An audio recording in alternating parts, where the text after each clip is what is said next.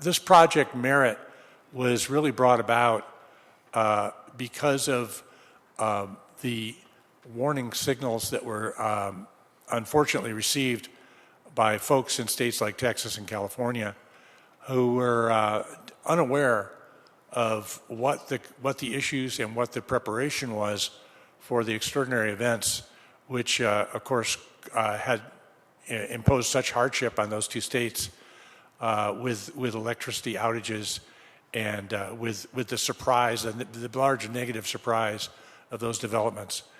And of course our concern is that the highly capitalized nature of the energy industry and the requirement that any resource plans be closely integrated with existing assets necessitates a longer horizon to fix some of the problems. So obviously, I say obviously, I feel like everything I'm saying is obvious to those in this room, but the time is now to really get ahead of some of these problems here in Montana. So this project really takes a different point of view.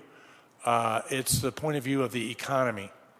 So the economy requires reliable, reasonably priced, responsibly produced electricity. Without it, we become very primitive very quickly. And so from the perspective of the economy, what needs to be done here in Montana? We are talking about Montana in this project. That's the perspective. But clearly, this is a situation where the connections to our neighboring states at this conference are very tight. A couple things about this project. This is a independent, fresh look. So this is an attempt to look at the issues of electricity reliability in a decade and a half ahead with a new eye. So our objective is to share our insights to a lay audience. We do some things that are different, and they've provided some insights and also some challenges, as Pete Larson will describe in a second. And that is that we're taking a statewide perspective. So when you look across the entire state of Montana, there's entities that are regulated by the PSC, and there's many that are not. We have many load-serving entities across the state, large and small. The cooperatives, the federal government, the investor-owned utilities, et cetera. So what we're attempting to do, because we're taking this economy-wide perspective, we're not analyzing Northwestern Energy or Flathead Electric. We're analyzing the state of Montana, which of course is a political definition. It's not necessarily a system definition. But nonetheless, from the point of view of the state and the political leadership of the state, it's the important frame of reference. So we take a statewide perspective. We also are using publicly available data. We're independent. We're not getting data from the companies that they're showing us. And of course, the data sets out there are very rich, as you know. So our objective is to make this wider audience aware of the issues so that we can all be more engaged in the important debates. So with that, I think I'll tell you a little bit about the project itself. We will be publishing 4 reports, and they are reports dealing with, number one, since it is concerned with reliability of electricity, we're talking about resource adequacy, of course. We want to evaluate the future of electric demand. That's not just making a forecast, that's also thinking about things that could upset any forecast, including new things like electric vehicles or a push for electrification, as well as other things that are well understood. We're also going to have a report evaluating the future of Montana's electric supply, both in transmission and generation. A third report will look at the challenges, existing and emerging, the threats to our system, and the fourth is try to put together an integrated, not a plan, but integrate a series of observations and exploring options that would meet some of these targets shown in this little Venn diagram here in terms of the goals that, from the point of view of the economy, we would like to see met in terms of adequacy, responsibility, costs, and reliability. So that's the intro. Now we get to the real meat of it, and so it's my pleasure to introduce Pete Larson. Pete serves currently as a research fellow at the UM Bureau of Business Economic Research. He's also been he's had a fairly decent length career now, working as now leader of the electricity markets and policy at Lawrence Berkeley Labs. Pete is kind of ahead of his time. He worked remote before remote was cool, and he's been based in Helena now for quite a number of years, but has access to some amazing resources. So, Pete, I'm just going to turn it over to you and let you get into the meat of the presentation. Yeah, thanks, Pat, and thanks for inviting us here today. So, in the interest of time, I want to leave plenty of time for if there are questions at the end, but also I want to leave plenty of time for our distinguished panelists later today. So I'm going to go fast. I would encourage you to button yourselves down, buckle your seatbelts. We're going to go fairly quick through this, and I think the presentation will be available after this meeting. So definitely take a look. Each graphic we show here really tells a story in and of itself. So we're going to be talking about a number of different things ranging from demand and supply. So one of the things we've done is we've compared Montana against a region that goes a little bit broader than the regions that are represented here today. We include Idaho and Washington as well. But these graphics here show basically the costs that residential, commercial, industrial customers spend on electricity every year going back the last 12 years. The black dashed line is Montana. And so the takeaway from this specific slide is, believe it or not, Montana consumers spend a little bit less on electricity relative to our neighbors in this six-state region that we're looking at. And so you can kind of see where we stand, and the range in gray is the range of the other states in our region. So consumers in Montana typically spend a little bit less on electricity per month or per year than our neighbors. Interestingly, we have a lot of data at Lawrence Berkeley National Lab on power disruptions. Utilities are required to file reliability statistics every year. We've been collecting reliability statistics before DOE required the collection. And so I'm able to go back in time quite a ways and look at, what's reliability like in Montana. And it turns out that the count of power disruptions for a typical customer, there's roughly 1 to 2 per year. So a typical customer experiences 1 to 2 power interruptions per year. And then if you look at the total minutes that customers are without power, you can see it's roughly in the order of a couple hours. So a typical customer, 1 or 2 interruptions a year, without power for a couple hours a year. You can kind of see some interesting trends here with Montana relative to the other states in our region. So in terms of the total duration, what we're seeing is Montana customers experience more frequent power interruptions than our neighbors, but they tend to be shorter duration power interruptions. But as you can see from this graphic here, there are some trends that are starting to emerge. One of the things we're able to do is look at electricity sales and peak demand over time. So the graphic on the left is sales, so this is kilowatt hours. And it's all the different customer classes, commercial, residential, industrial, and then you see that sort of all customers is the red line on the left graphic. Sales are increasing across Montana, and this has been going on for more than a decade. If you look at peak demand, so this is the time of year when demand is highest for electricity. Again, we're seeing increases in peak demand. So not only are sales of electricity increasing over time, but the demand at the peak hour of the day or the peak hour of year is increasing over time. This has important implications for resource adequacy. One of the things we do in our papers is we explore the drivers of demand. What are the things that drive demand for electricity? And Pat, has been studying the Montana economy for a long time. Economic factors drive demand for electricity. That's pretty obvious to everyone in this room. So real GDP, gross domestic product, has been increasing over time. And of course, you read about this in the news, Montana's population is increasing over time. Another interesting driver of demand, and this is true for a number of different states, Montana is no exception, are the number of electric vehicles. The more EVs you have out there, the more electricity demand. And so this graphic shows electric vehicle registrations in Montana. It's nearing exponential growth. Now it's relative to a much larger number, which are gas-fired vehicles. But it's important to note that EVs are increasing quite rapidly in Montana. So the registrations now are in the 2,500 EVs in Montana. It's a small number, but it's growing very rapidly.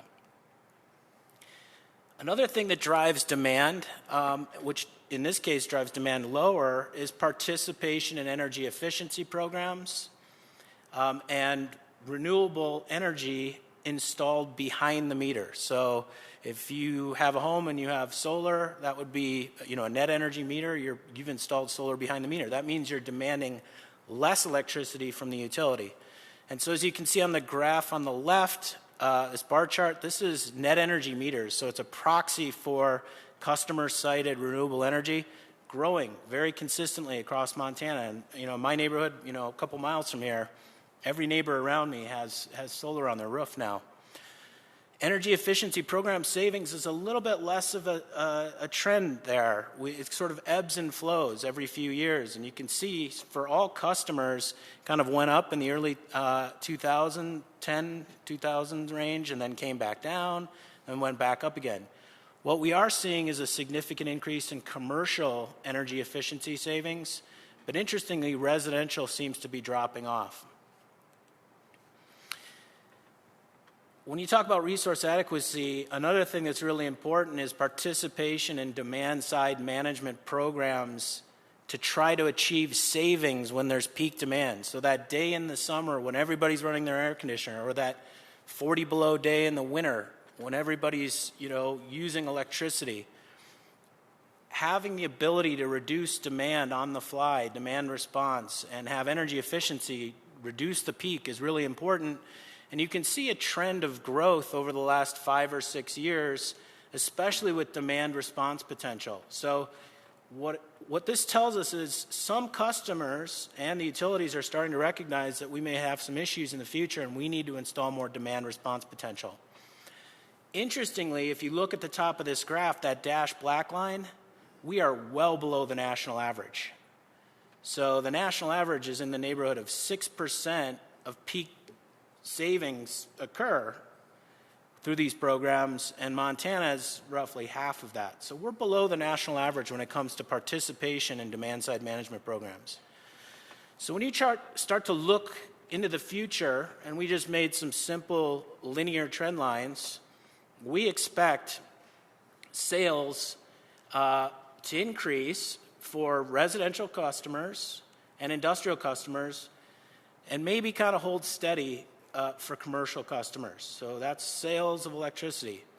But the peak demand issue is where the action is at, and we expect peak demand both in the winter and summer to continue to grow. And this has important implications for Montana's electricity system, and more importantly, Montana's economy, which relies on the electricity system. All right, so now we're going to focus on some supply-side issues. So electricity generated by Montana's power plants is decreasing, and there's little new capacity of utility-scale generation being built. So the graph on the left is generation, so that's megawatt hours. That's output from power plants. The black area is coal, and then you've got hydro, and you can see all the different resources. This is a cool graph because you can actually see units. It's interesting graph. You can see units 1 and 2 of Colstrip actually be retired in 2020. You can see the drop in the black line there. That's Colstrip's unit 1 and 2 coming offline. On the right is the actual nameplate capacity, and you can see the drop in the capacity on coal there too. But you can see, if you look at the trends here, generation is decreasing and capacity is more or less staying the same. It tells an interesting story.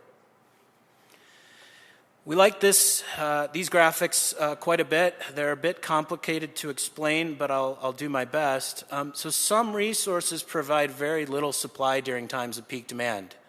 So that day in the summer, when electricity demand is the highest, or that day in the winter when it's 45 below zero and blowing, these types of units, each unit type, whether it's hydro or coal or gas, they're either offline or they're online, or they're not necessarily providing their full potential.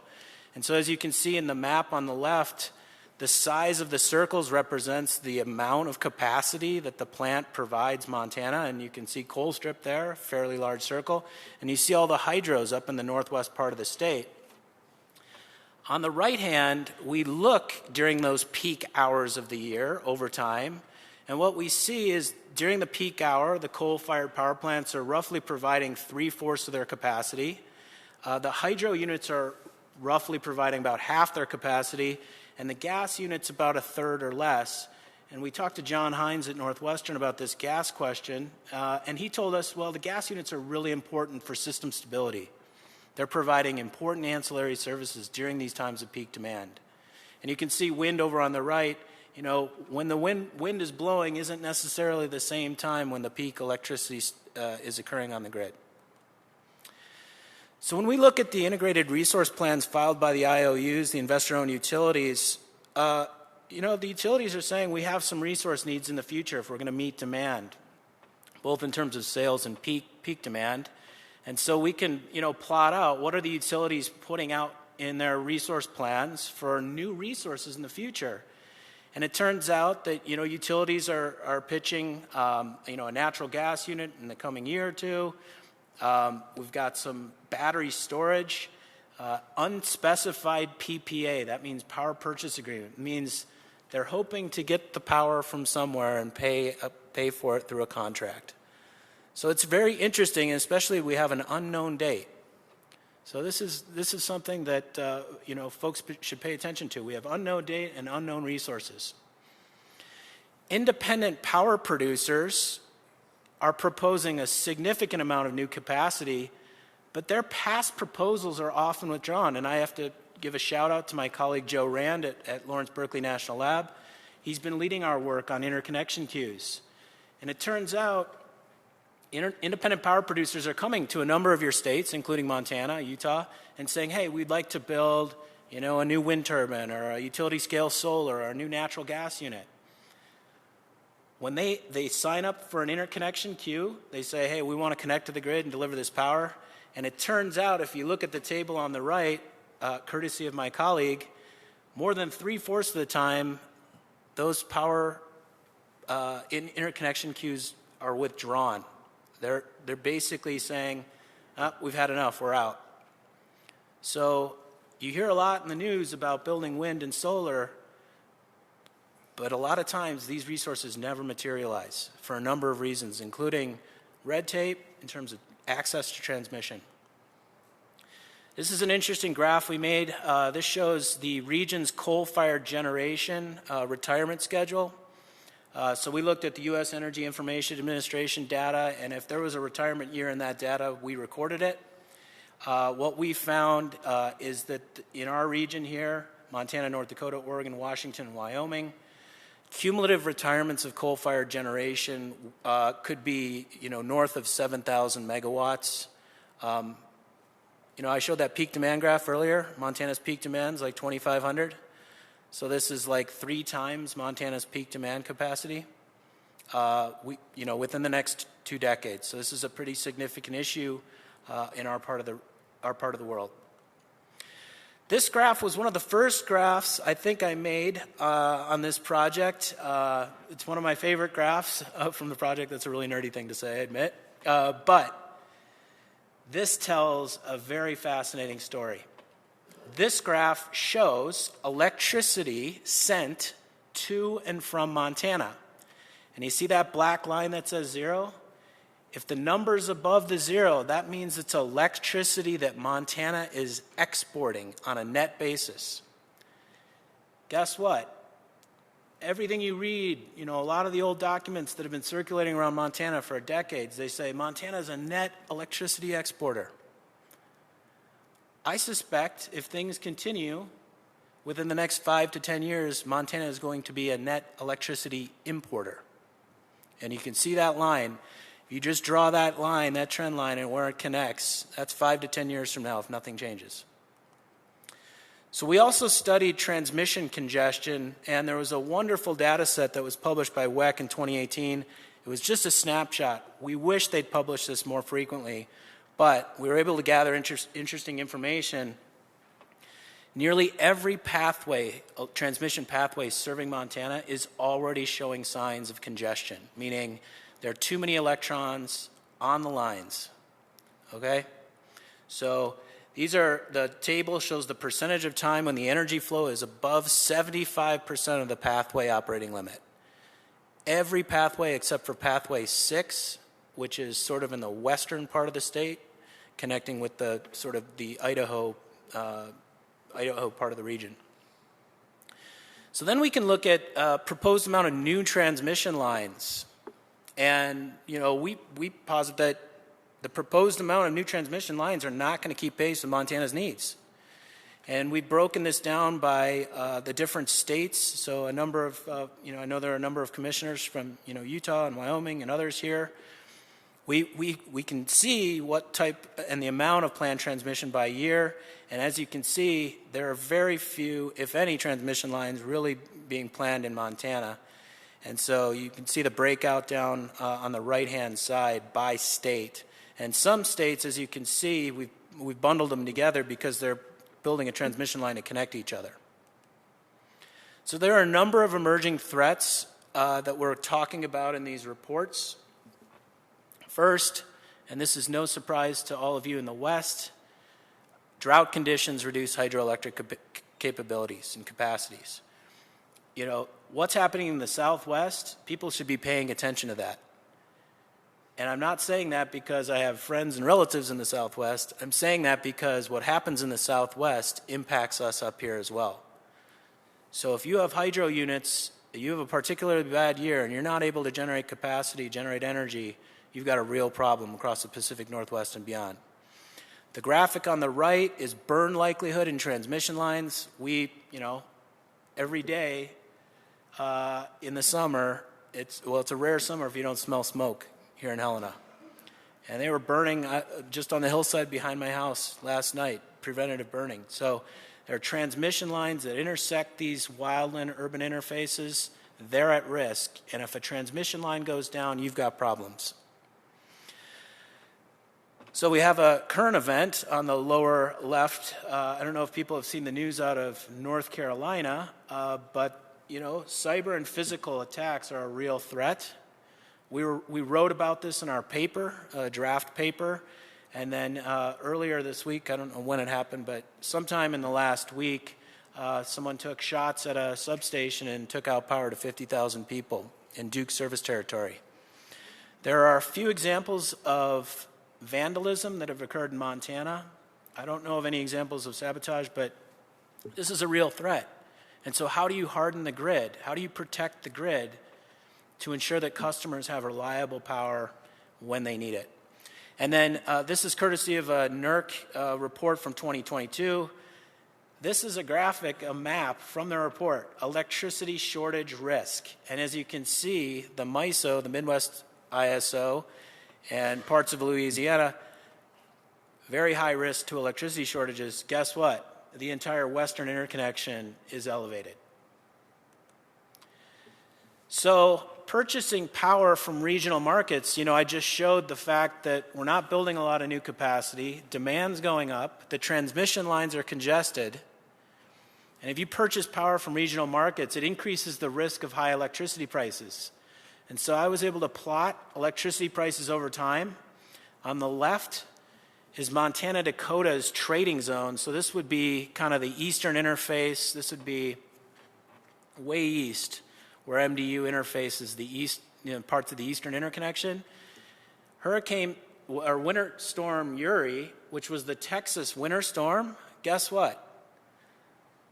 MDU observed spikes in the electricity prices as far north as North Dakota from that event in Texas. And that's that spike you see on the left graph. On the right graph, this is the daily prices at the Mid-Columbia wholesale market, where a lot of our power is priced if we're buying off the market. And you see, quote unquote, different pricing events that have happened. And if we're exposed to these prices, customers will have to pay.